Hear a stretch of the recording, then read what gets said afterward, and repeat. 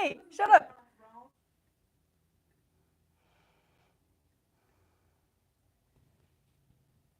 What the Every time that I do this live, I forget that I forget that I forget that I don't know how to do this. Sorry, it made 2 live streams, so I have to go delete one, and I couldn't figure out the whatever. I'm done explaining myself. Just give me a second, okay? Hold, please.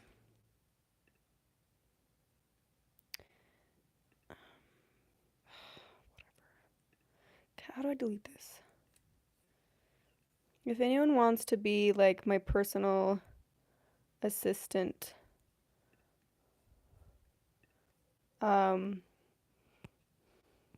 free free labor, order style free labor, uh let me know.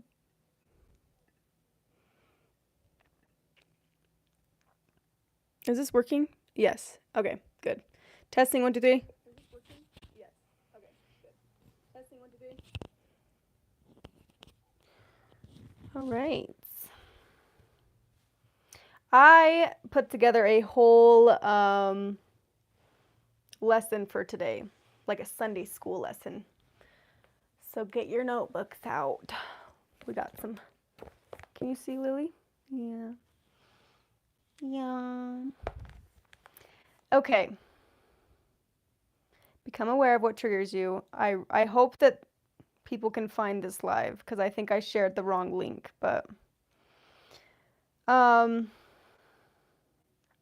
everybody doing? Hi Caitlin, hi Irina, Eskel's here. Hi Eskel. I actually talked to Eskel and Val about this topic because I wanted their opinions on what they think getting triggered is, what the definition of triggered is, what their triggers mean to them, and we're going to be discussing that today. First I do want to talk about,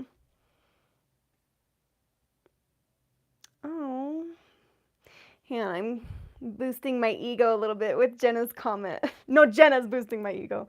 Hello, Amanda, you look beautiful. I've always thought your eyes were so pretty.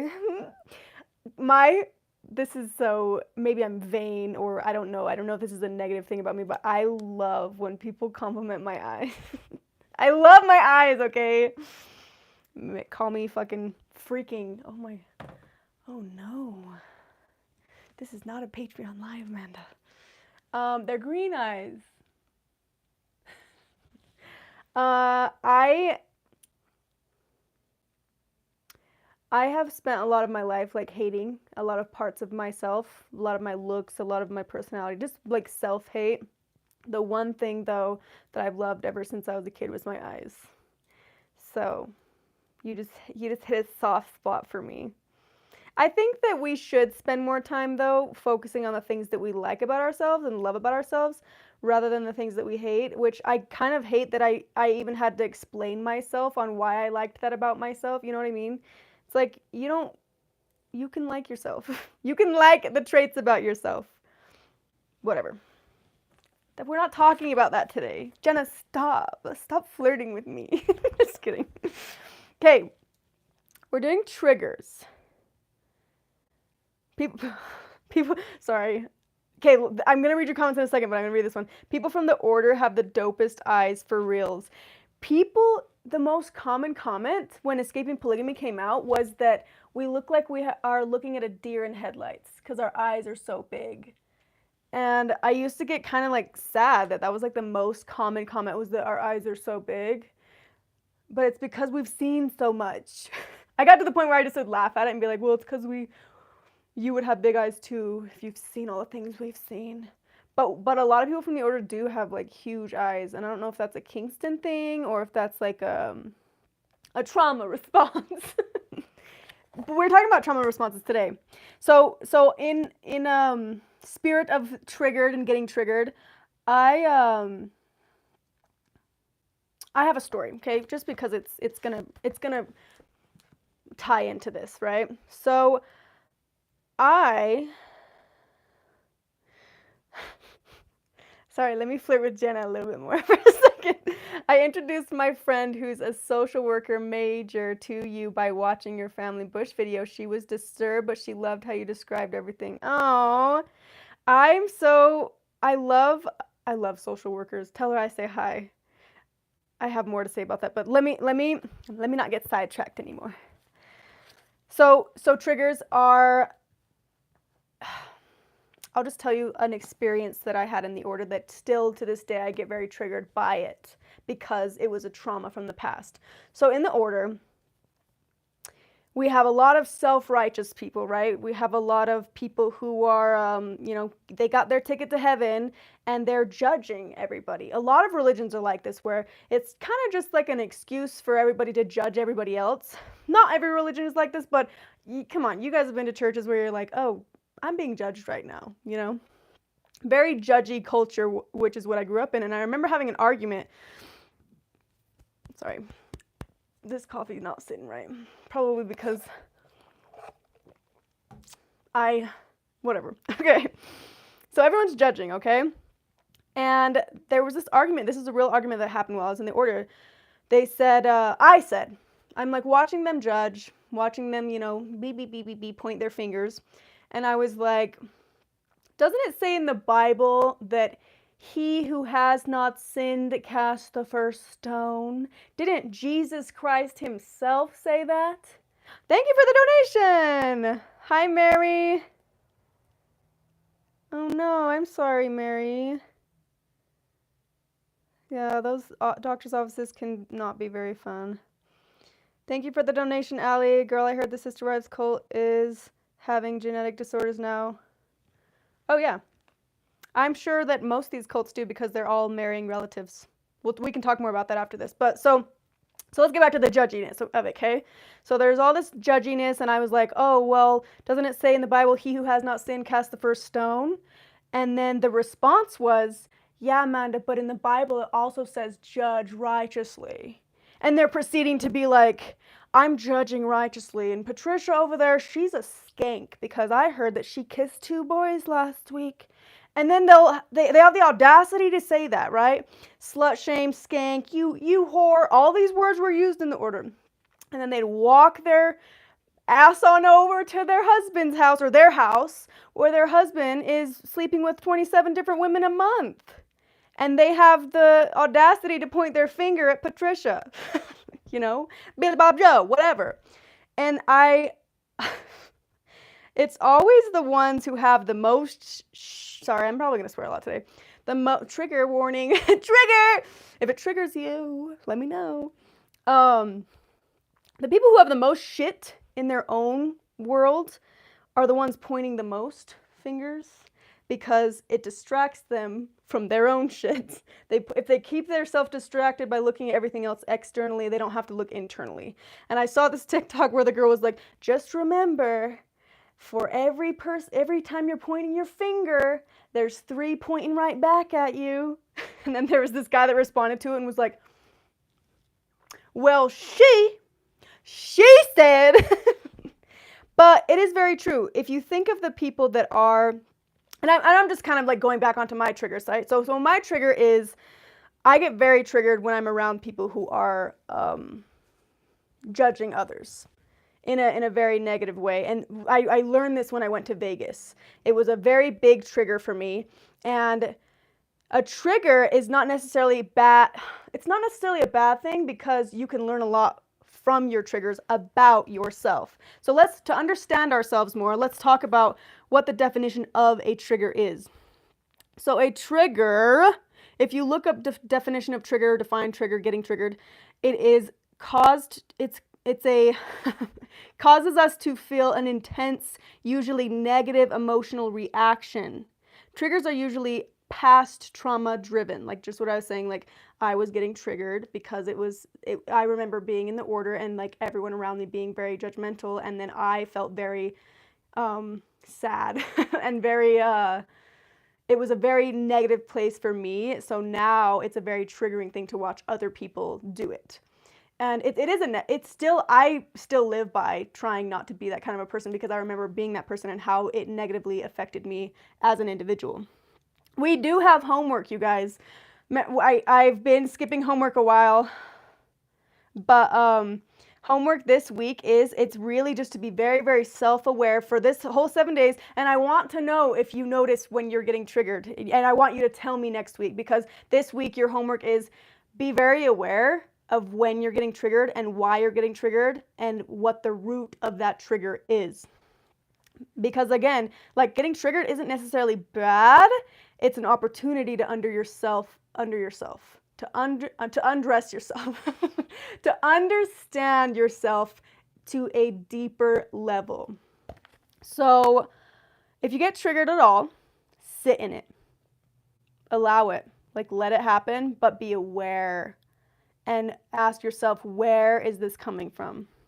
Understand it, digest it, get to the root of it. Because a lot of the times when we get triggered, we're giving energy to a situation. It's almost like we're unknowingly, unconsciously giving energy, feeding energy to a situation that's not serving us. At least for me, when I get triggered, for instance, the last time was that you guys can publicly see is when me and Eska were having that debate about 50-50 dates. And he was like, well, I want a 50-50 date. And I was like, well, I would never go on a date with someone who expects me to pay, because why would I remember, I was getting triggered. And when I get triggered, I start to talk over the person. I start to value their opinion less. I start to see red, smoke coming out of my ears. But that's not healthy for me, because I am letting someone else push the buttons on Amanda, and Amanda gets triggered and emotional, you know what I mean? So I don't want to have my triggers, drink every time I say trigger. I don't want to have my triggers and my emotions be controlled by someone else pushing the buttons. So that's the whole point in talking about this today is, are you allowing others to have that access to you? And a lot of the times when it is us being triggered, it's something we are very passionate about. And it could be a situation that we're trying to control, that we have no control over. And we're exerting all this energy, getting drained, because again, you don't have control over anything external. You only have control over what's internal, right? You only have control over this. And we give that power up if we're letting someone else trigger us, right? So we don't want to give that power to anybody but us. So if you get triggered this week, sit in it, think about it, understand where it's coming from. And sadly, narcissists love, we know this, right? We've talked about narcissists a lot. Narcissists like triggering us because it makes them feel like they do have the control, because they're the ones pushing the buttons. And then when you explode, they finally got what they wanted, right? They got that energy from you. This is why trolls are, we've seen trolls everywhere trying to push the buttons, and then when you give them what they want, right, then they feel like they've conquered you by triggering you. And I've been victim to it. I've fallen into the trap of it. But we need to be aware of it so that we can be in control of it, and if we want to allow ourselves to get triggered. But again, like I was saying, being triggered is not necessarily a bad thing. It can be a good thing, because I've said this before, some of my most successful videos started with a trigger. Started with me being very triggered about something. And in the past on YouTube, I would get triggering comments, and I would let it fester and kind of ruin me. I would be like, oh, I cannot believe this person would say these things about me, and I would just like fuming, foaming at the mouth. But now I try to take that energy and use it for my own personal gain, so that any energy coming my way is good energy. Like, it doesn't matter if it's coming from a negative place, positive place, whatever. I'm going to channel it to be used for my own gain. That's what the mantra of everything happens for me, not to me. It's for me. So, but this is easier said than done. I still do get triggered. I am at a point in my life where I can see that it's happening, and I can be aware as it's happening and try to figure out what to do with it. But sometimes it does feel like I'm like holding it. I'm like, what do I do with it? What do I do with it? And then I'll regret the things that I say or the things that I do because I'm too controlled by the emotion. So that's the homework.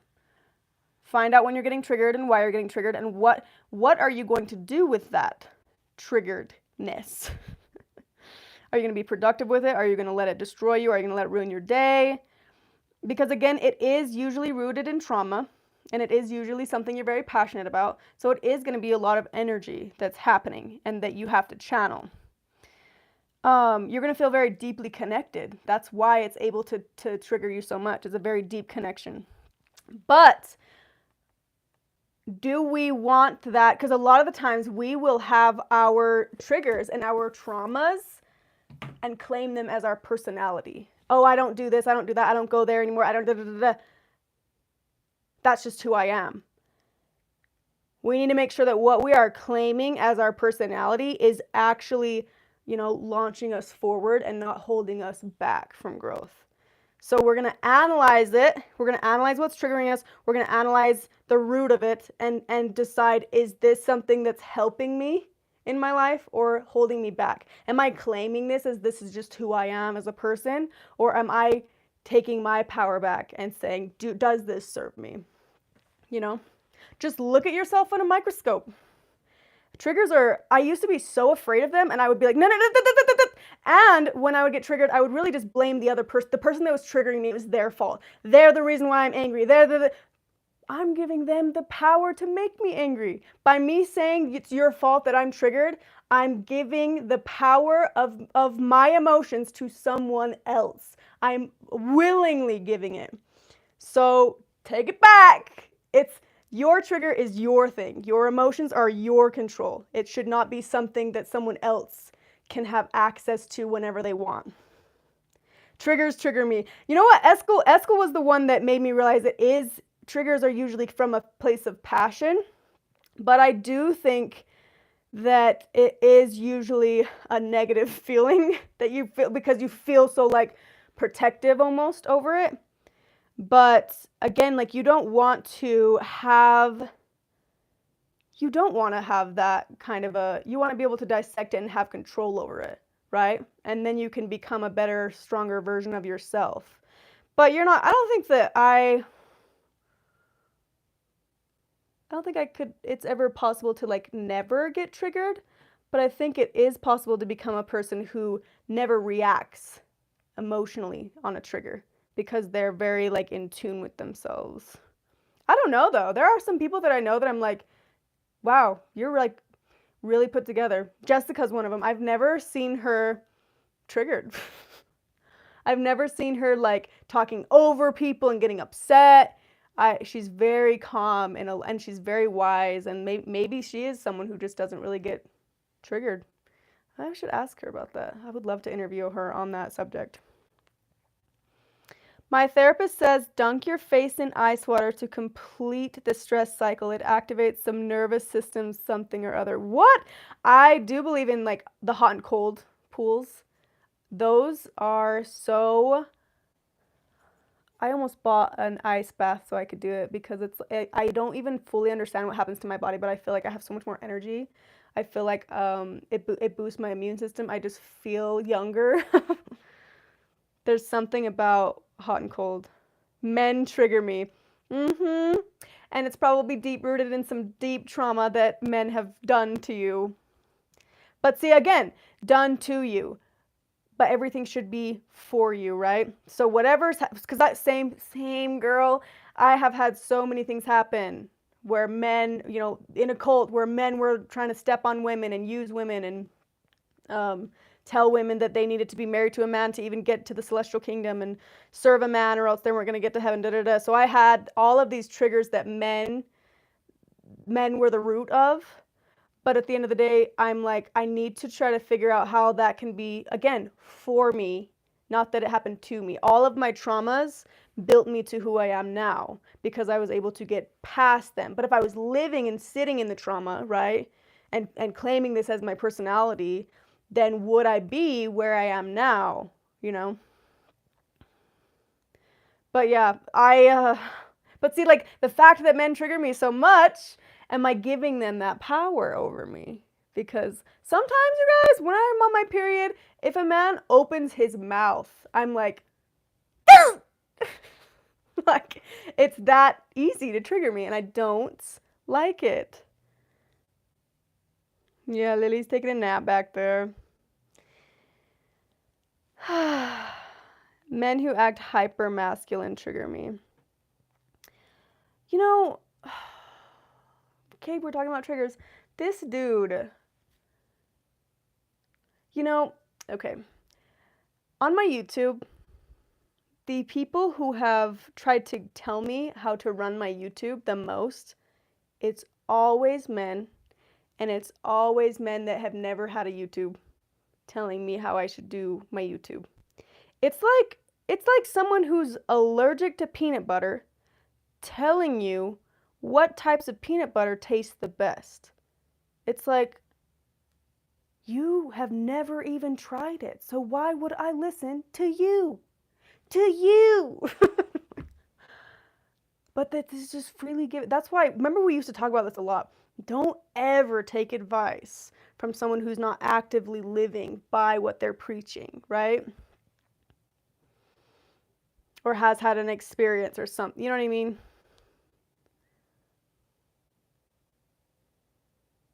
Kingston name, can you talk about the name Bull? Oh, you know about the Bull name.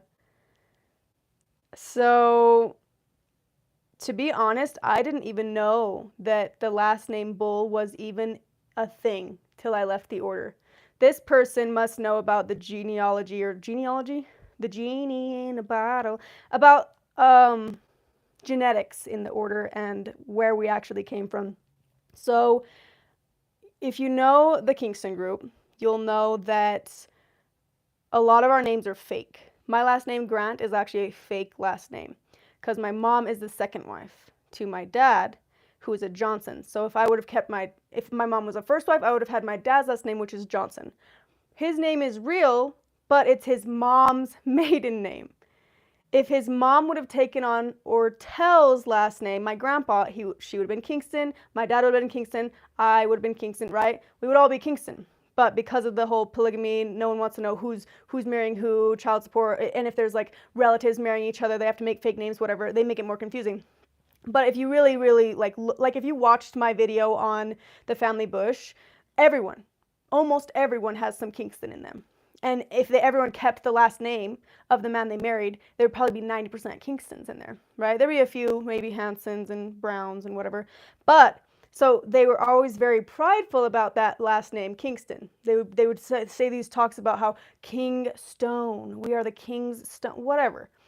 If you go far enough back, right, we have Brother Ortel, who is the leader before Paul, who passed away, and then Paul became the leader. Paul's the leader now.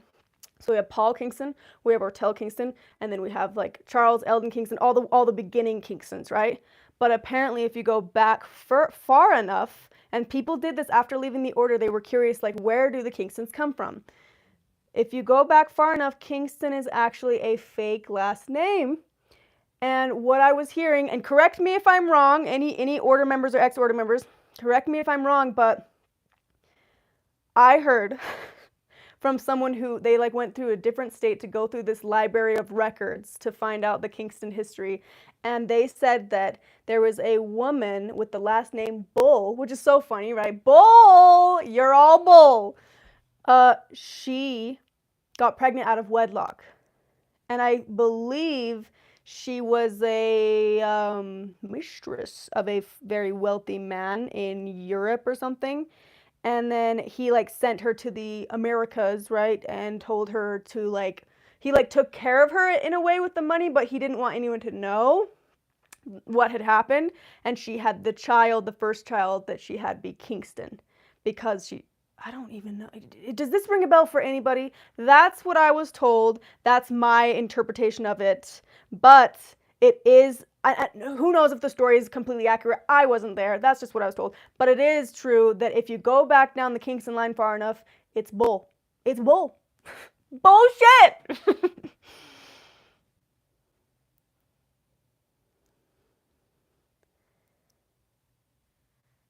Amanda, can you talk about the creation of the Kennedy names? Seems new, but looks like one of the boys is riding high in the order. Kennedys are one of Paul Kingston, the leader's brother. His wife made up the last name Kennedy. So Kennedy, yeah, I believe Kennedy is just a fake last name. Maybe she liked John F. Kennedy. So there really is only one group of Kennedys, and then obviously like the Kennedy boys that get married and bring that name on. But Kennedy, I believe, has nothing to do with, like, Grant is, my mom met a really inspiring police officer. His name was Officer Grant, and she had this whole story on him, and so then we were named Grants. There's a girl who had a crush on Bradley Cooper, so her last name's Cooper. Like, it really just has, it's whatever they decide. Need an anthropologist to study the Kingstons. It would be so fascinating. It would be, but it's also very confusing. Like, so many people were confused by my family bush video, and I tried so hard by color coding the ribbons, but a lot of people were like, and you lost me. There was a comment, it was so funny. They were like, okay, Amanda says, green means married. Okay, so they're like writing that down, and they're like, okay, red means sibling. Okay, they're writing that down. And green and red means married to your sibling. And then they were like, you lost me. I get triggered by angry tones of voice, and I've trained myself to dismiss them, resulting in coworkers asking what an angry customer said, and me saying, I have no clue, I can't hear that tone of voice. Yeah. And Gerald was saying that, Val was saying, like, sometimes when he hears certain people that are talking from the order, because it can be, it's like, it's so, like, not useful for us to even hear this, like, nonsense from the order. We spent 17 plus years of our lives in the order, you know, listening to this nonsense. So it's so, like, it's just not healthy for us to hear it anymore. It doesn't serve us anymore. We don't care to hear it. So Val says that sometimes when he hears people talking about order mumbo jumbo, like the Lord saying that you got to marry your half brother, whatever, he just says he hears circus music, like da, da, da, da, da, da, da, da, da, and when they're done talking about it, then he goes back to the conversation. Like, your brain just goes somewhere else, because it's like, this is not, I'm not soaking this up. I'm not claiming this. This is not for me. I don't even know if that would be a trigger, though. Is that a trigger, or is it just your brain being like, I'm rubber, you're glue?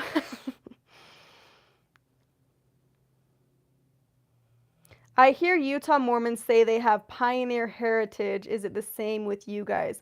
So when I was tracing it back, I didn't see that anyone in the order was related to, like, Joseph Smith or Brigham Young. There's a lot of FLDS descendants. Because when polygamy was, like, not decriminalized, when polygamy became outlawed in order for Utah to become a state, all the polygamists kind of, like, huddled together. There were still church leaders and, like, higher ups in the Mormon church that were living polygamy just secretly.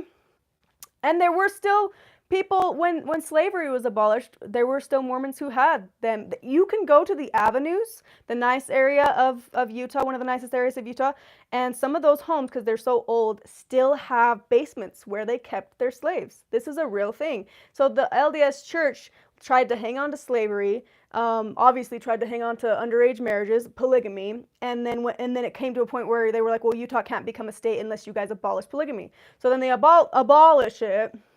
And then all these polygamists kind of run to I feel like they kind of huddle together. They still kind of do. They're judgy towards, it's like, I've told this before, it's like different high schools, like, oh, you guys are not going to heaven like we are. It's like childish, but so we would talk bad about the other polygamous groups, but we would also kind of, like, help each other out in a way because we're the only polygamists. But Utah has 40,000 plus polygamists. So there was a lot. And plus, I remember, like, my dad would, like, talk bad about certain polygamists, but he would also be like, oh, that's your family. So it's like, anyway. But he talks bad about me too, so that's how he shows that he loves you. So I completely forgot what you were saying. Oh, we are not, that I know of, me specifically, I don't think I'm related to, like, Joseph Smith or Brigham Young or any of those ones. It would be interesting to learn that. But yeah, Mormons are very, a lot of the ones that I've met are very, like, prideful about if they're related to Brigham Young or Joseph Smith. They, like, wear it on their sleeve. I'm like, you guys, they weren't the best in history. Uh, this is reminding me of, there was this Mormon boy that was trying to kind of argue and debate with me because I like coffee so much, and they were like, um, well, yeah, coffee obviously is against the word of wisdom because Joseph Smith had this word of wisdom, no alcohol, no gambling, no drinking coffee, no caffeinated drinks. And so some people believe even teas are bad. And so I was like, it doesn't make sense that the Mormon group will say you can't have coffee, but then you see a swig on every corner. In Utah, there's swigs that are like owned by Mormon groups. Well, the Mormon group, the Mormon church, the only one, the one, the true, the Lord's favorite. You don't see them in other states, only Mormon infused states. But there's these places called Swig, and there's multiple different ones that are called different names, but Swig was like the most popular, and it was just like ran by Mormons, and Mormons were going through that drive-through every day, and it was a soda pop shop. And they would do cookies and sodas and whatever because it was like their way of having a coffee, like we have our morning coffee, they have their morning soda. And I was arguing with this Mormon boy. I was like, so I don't understand why you guys are so like, no coffee, no coffee, no coffee. And then you guys have swigs on every corner and you can have caffeine, that is still caffeine. And like Coca-Cola is way worse for you than a cup of coffee. And he argued and said, there's actually been scientific research that any hot drink, any hot liquid is not good for your body. And then I was like, then I guess I'll just drink iced coffee. What do you have to say about Wyatt? Swig. Look up Swig. Swig drive-through. And it's really just like all these sodas. You can get sodas mixed with sodas. Some of the different locations had like little jellies that they would put in it. There was always lines out the door. So one time when I was in St. George, I was like, I gotta see what this place is all about. We stayed in line for like 20 minutes. And I was like, this is it? It's just, I can mix my Mountain Dew with my Coca-Cola. And they'll charge me $8 for it. That's great.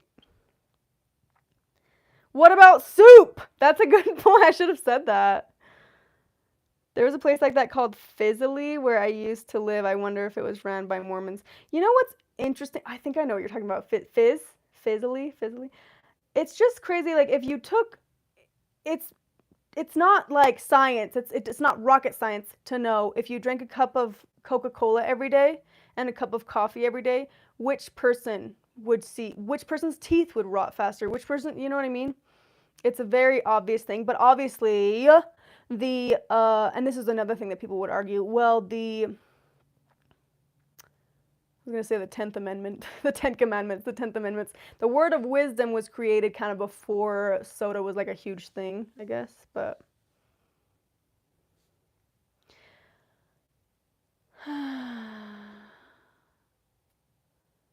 I'm suspicious of every Smith I meet. I tilt my head to the side like a puppy dog. Yeah, I got to a point too after leaving a cult, like after being lied to so much, it's like, I don't know, man. And then, I don't know. There was this, I got to the point where, I don't know. There's two sides to everything too. Like I got to a point where I was like kind of like hating on the Mormons because I was so mad at they were the reason why I had to be born in a cult was because of Joseph Smith, right? So I got to a point of again like letting it be my personality. Oh, I hate them. I hate this. I hate that. And they're so stupid. Da da da da. And I would torment missionaries. Like they would come over and I would be like, how many wives did Joseph Smith have? Like I would act dumb, like I didn't know about the group, and then I would ask them all these really uncomfortable questions. But it was really just my triggers being projected onto them and then making them uncomfortable. So I've reached this place now where I'm like, I can't be upset with them for what I went through. The only thing that I really am upset with is when men, usually mankind, males specifically, will use religion to guilt other people into giving them what they want. It's really just a breeding ground for narcissists to make excuses for their bad behavior because God said. Calvin actually made a really good point on this when we were talking about it in our podcast. I don't know which podcast it was, but he was like, it's basically, you can't question that. If the answer is always, well, God said, and you don't get to have access to God, some higher up does, then there's no limit to what God can say you have to do, and you just have to do it. And it's the ultimate power over you if you believe in it. But that's the key, if you believe in it. If you believe it has power, then it does. If you don't, then it doesn't. It's like that ticket to heaven, all these numbered men like praying and wishing their whole life that they can get a number, right? And then they'll wait on their deathbed for Paul to give them their number, and they're like, I did it. But it's a fake thing that they give all this value to. A life out of order. Hello, Josh is back. I'm changing my last name in public. Either you come from good stock or famous last name around here. It's just awkward. Oh yeah, because you are legally Kingston, right? Yeah, usually when someone has the last name Kingston, their mom is the only wife or the first wife. And yeah. Or the woman. Actually, I don't even know if that's. Or the woman has the last name Kingston and married someone and decided to keep her last name. I think there's like one girl that like married a cousin and his last name was like a made up last name, but they were both technically Kingston, so she just kept hers. Am I remembering that right? I don't know. So yeah, usually if you meet a Kingston, they're of the first wife.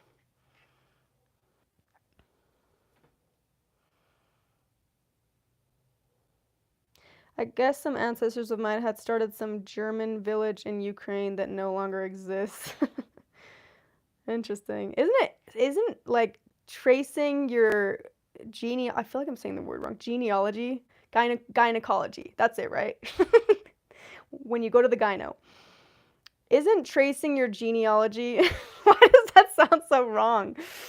It's so fascinating. I feel like the older I get, the more I value it. When I was younger, I was like, I don't care, they're dead. Out of sight, out of mind, okay? And now I'm like, wow, that's why I have so much trauma. There's so much trauma of traveling down the generations. Generational trauma.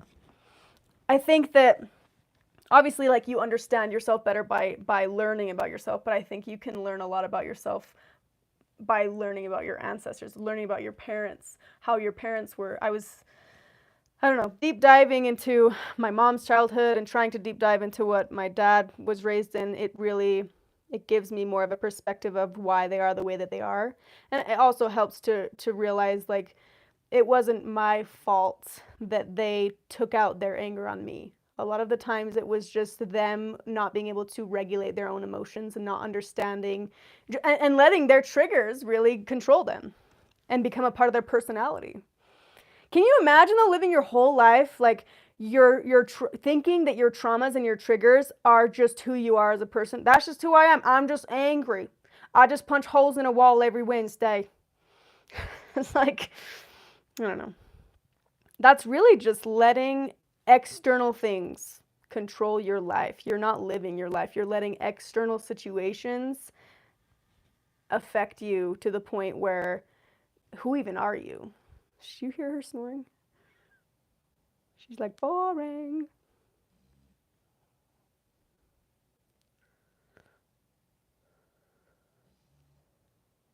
Unfortunately, my surname is most likely tied to my ancestors' slave owners, so I have no clue about my ancestry. Oh my gosh. Yeah, I was hearing that was some, correct me if I'm right or not, but I heard that someone said that that's why Jackson was a big name. It was like it was the name of the owner, and they just forced it upon the slaves to you are now our property kind of a thing. That kind of triggers me too, like why women have to change their last name. Why it's just expected that the woman changes their last name to be the husband's. Because back in the day, it was that now you are the husband's property, and that's why it's like, well, you better marry rich because you have no control over that, so you better marry someone successful, and women were really just like, we're property. And there was a point where women, even if the husband was abusive, if the wife left, then the husband could have a right to the kids, and the woman would just have to run away.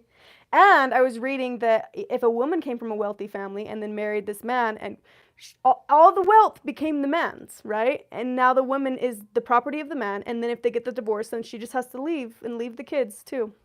So it triggers me so much that it's still expected that the woman change her last name to be the man's. It's like, so I could totally see why, you know, with your history, you're just like, it's frustrating because you can't even trace your own lineage because people decided that their last name was more important. Their human rights were more important than your ancestors.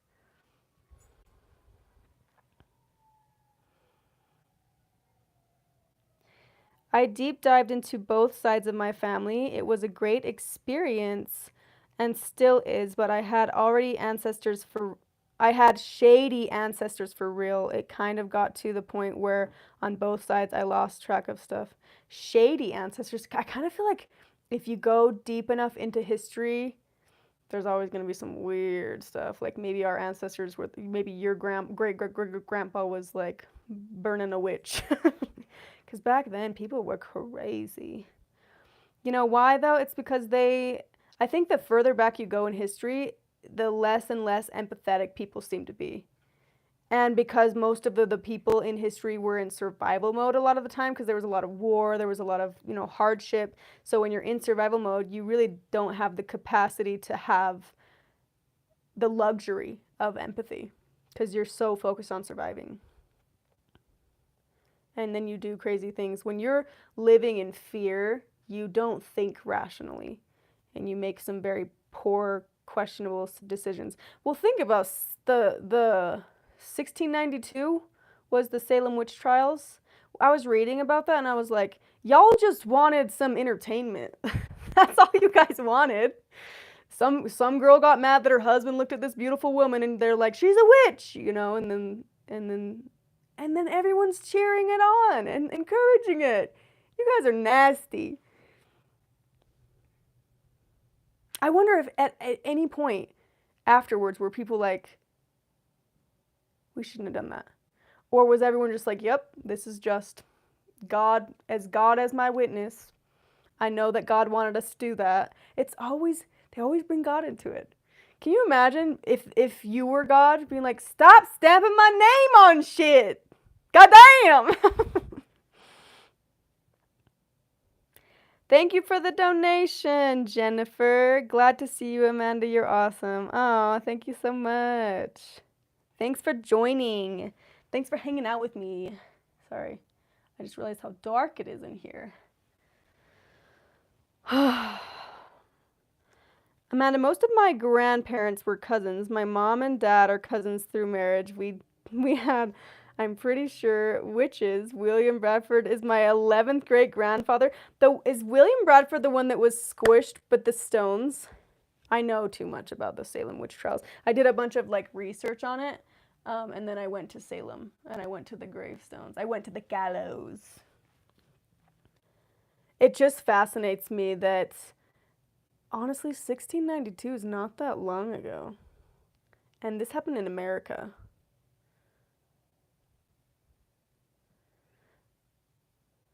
My last name isn't super common, so you think I'd be able to find some information, but I can't. Yeah, this person that told me the information on the bulls, they said that they legitimately went to this library in, I don't even know what state it was, but apparently it's this well-known library that has the records, like death records and family records, and they went there and they were able to find a bunch of information on it. God's probably like, I don't approve of this shit. I know, like, if there's this God that all these Christians believe in, like, I just can't believe that they're actually, like, thinking that they're all going to go to heaven for murdering. You know what I mean? The 10 Commandments were, thou shalt not kill, and you were stoning witches, you know, because of the Bible. Wars, mass murder is because of the Bible, when the 10 Commandments say thou shalt not kill. Another one, thou shalt not commit adultery. And Here they are making up polygamy so that they can wiggle their way around that one. But you know what? In the order, they always said the one of the biggest commandments to break is thou shalt not say the Lord's name in vain. And they always said that that's saying, oh my God. Saying, oh my God. And that straight to hell. Straight to hell. And so I didn't even say God for a long time because I was like, oh, I don't want to go to hell. There was like a trauma based on that. But then when I started to really dive in the Bible more, I was like, I really think that thou shalt not, whatever, say the Lord's name in vain. That is what everyone is doing. They're saying, God said you have to do this or else. God said that if you don't do this, you're going to hell. God said that we can't mix our races because we have to keep in the 12 tribes of Israel. They're speaking for God. And obviously benefiting because all these churches revolve around money. And that's why, that's the root of it all. It is that the leadership is, it's a pyramid scheme. It's a triangle scheme. But that's what I think that thou shalt not say the Lord's name in vain really means. But there's a reason why these cults don't want to preach it that way, because then it's going to put a light bulb in some people's heads and be like, hey, that means that by you speaking for God right now, it is a very scary rope you're walking, because if you mess up, you're going to hell. You're going to hell. You're going to hell. But see, if they just walk around that and say, no, that commandment actually means don't say, oh my God, then they can speak for God all they want and no one's going to question it. That was one thing that got me out of the brainwashing in the order, was analyzing. And here's another thing. They will always teach do not question. And they teach it in Calvin's group. They teach it in the FLDS group. They teach it in the AUB group. Questioning too much is like questioning God. They kind of tie guilt and shame to a person who questions the belief systems in the church too much. So whenever I would question, they would shame me for it. Like, oh, are you questioning God? I'm like, oh, well, I just don't understand how we got this answer over here, so I'm trying to see the work that led up to the answer right here, 2 plus 2 does not equal 467. I'm trying to look at your work over there, because when I do the maths over here, it's not adding up. But they didn't like that. They were like, you can't, blind faith, right? Faith is like a mustard seed. It's tiny, but it will grow. So yeah, all these core beliefs that seem to be good, but they twist them in a way, and it's not just the order that does it. It's not just these polygamous groups that do it. It's any person who wants to control someone else for their own personal gain. It's just easier to do it with a religion, because then you have that thing that you slap on it, like faith and God, and then you can't question it. Anyway. So I'm to the point in my life now where I'm like, how are people still falling for this? How are people still like, yep, I just have to blindly follow, and then I just gotta, white knuckle it through life, and then when I die, then God's gonna give me a throne in heaven. I've never spoken to God, he's never told me that, but I've been told by the people here on this earth who take my money every Sunday that if I keep doing that, then I will get into heaven. You know what it is though? It's people who don't know themselves, because they haven't figured out who they are as a person and who their real true values are as a person. So they're coasting on someone else's, and that doesn't necessarily feel wrong because they've never really had this sense of self over here. So when you have your own sense of self and when you know who you are as a person, anything that doesn't go in line with your personal values and beliefs, it conflicts, right? And you have an inner monologue that's like, wait, I don't feel right about this. That's your intuition, right? But what happens when you never develop that intuition? When you are told what the intuition is, and you're told that the voice in your head is the Holy Ghost, you gotta do all the things that the leadership says for you to listen to the Holy Ghost. And it just sounds like a lot of schizophrenia. Don't scare the voice away. ABC broken standards, yep.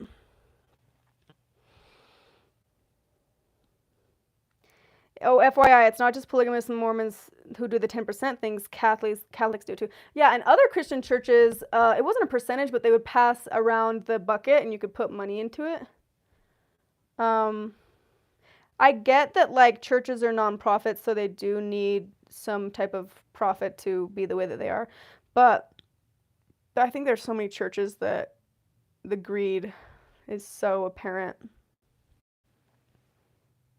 It's quite obvious. I don't want to name names. I think any church, though, that tries to hide their history is shady. Because you can acknowledge that the history wasn't perfect and that you've grown to be more transparent and better and da da da da. But if you are now in the present day trying to hide the past, you are not acknowledging anything wrong that has happened.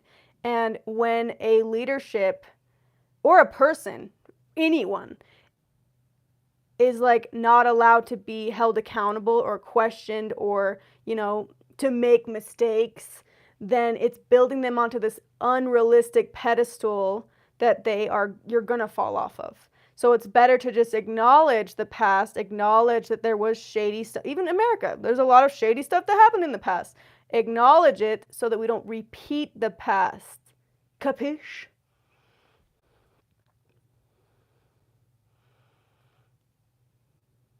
Grew up Baptist, they definitely passed around the collection plate, yeah. I liked the idea of that more because it felt like you could choose to, but then as I was there, I felt like as soon as you get it, everyone's like looking at you like, are you gonna put money in there? And I just like pretend. I forgot my money. I don't even go here. She doesn't even go here, okay?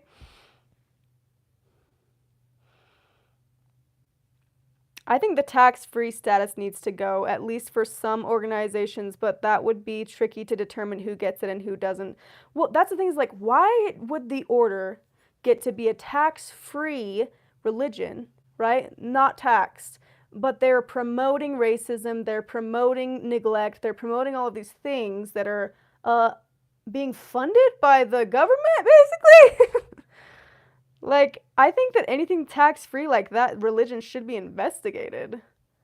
And how they were having this school is a public school, but they were running it private. They're collecting all these public funds, but they're running it as a private one. Well, that one got under investigation because they collected millions in funding for that.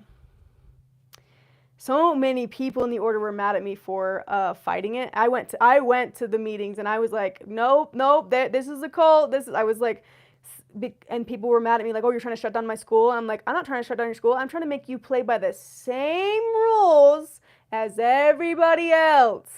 You think that you don't need to be held accountable. Everyone else should be, but not you. Do you see the delusion here? You want everybody else to have to play by the rules, but you guys don't have to because you're God's people. Okay. No. I don't want... What our public funds are going to go towards that? Why are you getting mad at me for disagreeing with you? Cheating! It's like you're in a race and this person's tripping people and you're like, hey, stop it. Hey, why do you not want me to win the race? Like, God, you can't argue with it, though, because no matter how much you hold a mirror up to someone who doesn't want to see it, they're just going to keep turning it around on you because they have the blinders on. They will not be self-aware if they don't want to be.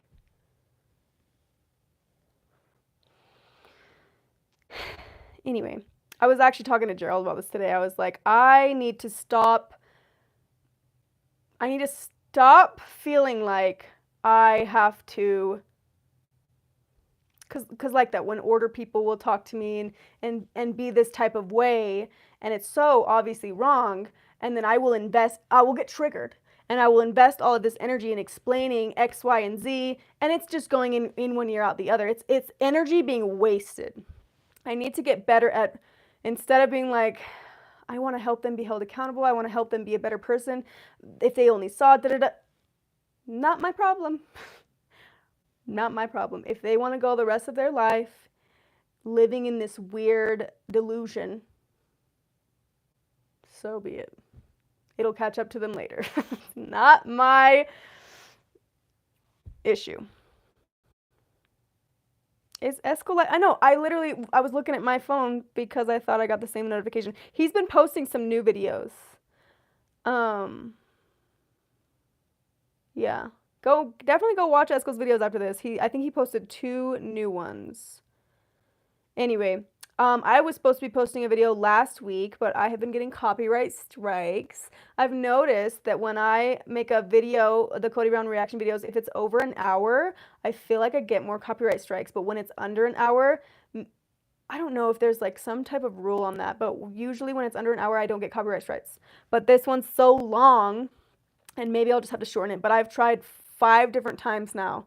And the exporting process is a long process. You have to wait for it to edit the thing, and then you got to export it, and then you got to after it's exported, you got to take it to the YouTube to upload it. So it's like an exporting. It's like this cycle of exporting, uploading, editing, exporting, uploading, editing, exporting, uploading, editing, exporting. You go crazy.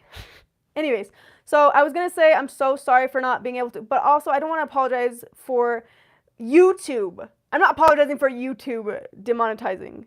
It wasn't even demonetizing it. They straight up won't even let anyone view it. So, we're still working on that. Hopefully it'll be up this week. Anyway, I'm so excited that we have a special guest coming on to the channel in like a week. And we're going to have some really, really good content. Really, really good content. Split it into 2.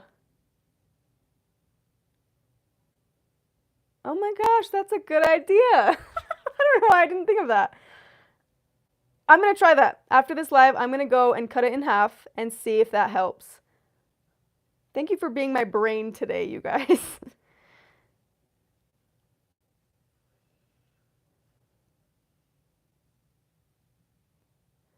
In the case of K through 12 schools, they can accept state vouchers, and colleges can accept state scholarships even though they currently discriminate. I guess I don't know much about that. I just know that the ORD School Vanguard Academy was under investigation because they were getting millions in public funds, and when they looked through like what is it called? The registrations, the new students coming in, like 90% of them had the last name Kingston. It was a predominantly white school in an area of Utah that's like 80% Hispanic. How is there going to be this white school in a you know what I mean? And so they were being prejudiced about it, but then they were also, when you're a public school, you have to have your school meetings be public. So there has to be able to be someone else in listening on how they're running the school. And what the ORD was doing was privately doing it and pretending like they didn't realize that the cameras weren't working or whatever. And so it was very clear that they were doing things that were against public school regulation. And you have to go by the rules to get the public funds. Like, that's how everybody else does it. I don't know why you guys think that you can get away with it. The worst thing that I think they were doing is, not the worst, there was a lot of different things, but they were saying that in the paperwork, they were saying that the LDCC gym facility can only be used by LDCC members. Is that not, that's not public then. That's a club. You got to be a part of the club to use the gym. So what, if you have outside kids going to the school, they can't use the gym because they're not a member of the Latter-day Church of Christ? Then you're a private school, dude. But the ORD will do anything to bleed the beast. We already know this.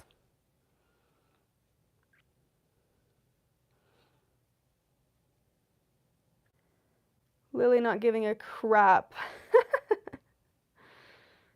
Yeah. I need to take her out today. She's been a little antsy.